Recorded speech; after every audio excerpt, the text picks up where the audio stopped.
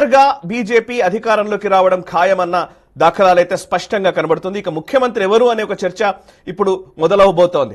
So first Venugopal Reddy గారు, ఢిల్లీ పీఠం పైన బీజేపీ జెండా ఎగరడం అనే కళ 2 దశాబ్దాలకు పైగా ఎదురు చూస్తూ వస్తున్నటువంటి కార్యకర్తలకు ఇప్పుడు అది నెరవేరింది. సుష్మా స్వరాజ్ గతంలో ముఖ్యమంత్రిగా పనిచేశారు. అండ్ ఇక తర్వాత షీలా దీక్షిత్ 3 సార్లు గెలిచారు. కాంగ్రెస్ పార్టీ తుడిచిపెట్టుకుపోయింది. ఆమ్ ఆద్మీ పార్టీ ఆ ప్లేస్ ని కైవసం చేసుకుంది. కానీ బీజేపీ పోయినసారి ఎలక్షన్స్ లో అయితే 8 స్థానాలకే పరిమితమైన బీజేపీ. సో క్లీన్ స్వీప్ ఇచ్చారు ఆమ్ ఆద్మీ పార్టీకి. ఈసారి దాన్ని పూర్తిగా తిరగరాస్తూ బీజేపీ అధికారంలోకి వస్తుంది. మీ ఫస్ట్ రిమార్క్స్ ఏంటి? ఏంటంటే ఒకటి, అటల్ బిహారీ వాజ్పేయి 6 సంవత్సరాల పీరియడ్లో కానీ, నరేంద్ర మోడీ గారు 11 సంవత్సరాల పీరియడ్లో కానీ ఢిల్లీలో అధికారం రాకపోవడం అనేది ఒక వెల్తిగా ఉన్నది మాకు బీజేపీకి. ఇది ఈ రోజు నెరవేరబోతున్నది. ఇది నిజంగా గొప్పగా భావిస్తున్నాం. ఎందుకంటే మోదీ గారు దేశం అంతా గెలిచినా, ప్రపంచంలో పేరు సంపాదించినా, నేను క్యాపిటల్ని గెలవలేదని ఒక వెలితి ఏదైతే ఉన్నదో ఈరోజు ఒక సకారాత్మకంగా పాజిటివ్గా గెలుపు ఏదైతే ఉన్నదో నిజంగా భారతీయ జనతా పార్టీకి, నరేంద్ర మోడీ గారికి బూస్ట్.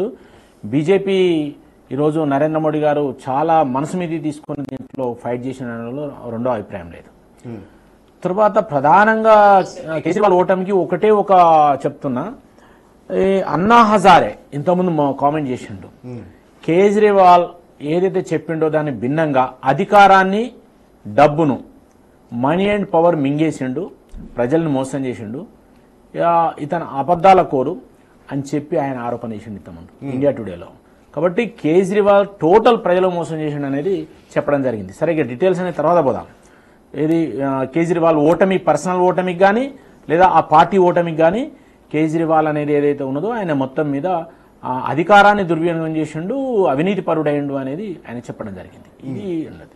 బీజేపీలో ప్రధానంగా ఇవాళ గెలిచేందుకు కారణం ఏంటంటే నరేంద్ర మోడీ గారు ఏదైతే చెప్పారో, మోదీ గ్యారంటీ చెప్పాడో మోదీ గ్యారంటీ నమ్మారు. అంటే 2 ప్రభుత్వాలు కనుక ఉండేది ఉంటే ఇప్పుడు ఏదైతే రోడ్లు కానీ, డ్రైనేజ్ కానీ, త్రాగునీరు కానీ, ఇతరత్ర అన్నీ కూడా అధ్వానంగా తయారై ఉన్నాయి. హాస్పిటల్స్ కానీ ఇవన్నీ అధ్వానంగా ఉన్నాయి. నరేంద్ర మోడీ గారు ఏదైతే హామీ ఇస్తున్నారో 2 డబుల్ సర్కారు కనుక ఉండేది ఉంటే ఈ ఇబ్బంది అంతా లేకుండా, ఈ ఘర్షణ లేకుండా, కొట్లాడు లేకుండా మనకు మంచి జరుగుతుంది అని ప్రజలు నమ్మిండ్రు. అన్నిటికన్నా ఒక ముఖ్యమైన విషయం ఏంటంటే ఈసారి ముస్లిం మహిళలు కూడా ఓటేసిండ్రు.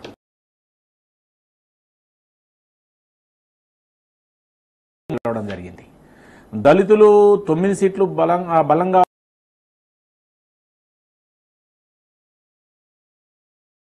లేకుండా ఓవరాల్ ఢిల్లీలో ప్రజలు స్వాగతించారు, ప్రజలు ఓట్లేసారు.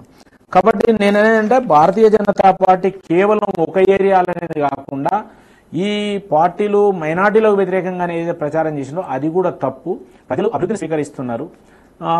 సంక్షేమ ఫలితాలు ఏవైతే ఉన్నాయో, సంక్షేమం సంబంధించిన ఏవైతే ఉన్నాయో భారతీయ జనతా పార్టీ చెప్పింది చేయగలుగుతుంది అని చెప్పి ప్రజలు విశ్వసించి ఇవాళ అక్కడ భారతీయ జనతా పార్టీ పట్టం కట్టారు. కాబట్టి నిజాయితీకి, పారదర్శకతకు పట్టం కట్టినడంలో రెండో అభిప్రాయం లేదు. ఎందుకంటే 2 సార్లు కేజ్రీవాల్ని చూసిండ్రు. మీకు బీజేపీ కూడా ఒకసారి ఏం చేసిందంటే కొన్ని విలువల ప్రకారం పోవాలని 2013లో బీజేపీకి 33 సీట్లు వచ్చినాయండి.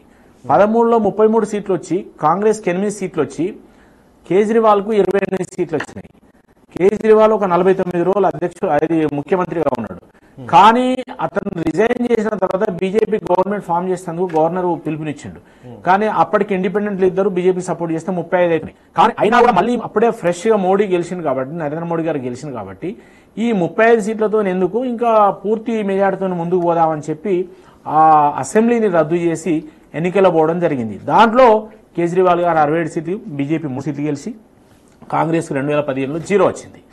కాబట్టి మనం ఆ రోజు పూర్తి మెజార్టీతోనే రావాలి, ఈ ఇండిపెండెంట్ దాంతో మొటామొటి మనం రూలింగ్ చేయలేమని చెప్పి పోయినందుకు ఇది జరిగింది. అయితే 10 సంవత్సరాలు కేజ్రీవాల్కి అవకాశం ఇచ్చిన తర్వాత కేజ్రీవాల్ దాన్ని నిలబెట్టుకోలేదనేది ఇవాళ మనకు కనిపిస్తుంది ప్రధానంగా. Okay, yes sir. Bandaru Rammohan Rao garu, ఒక రాజకీయ విశ్లేషకులుగా మీరు చాలా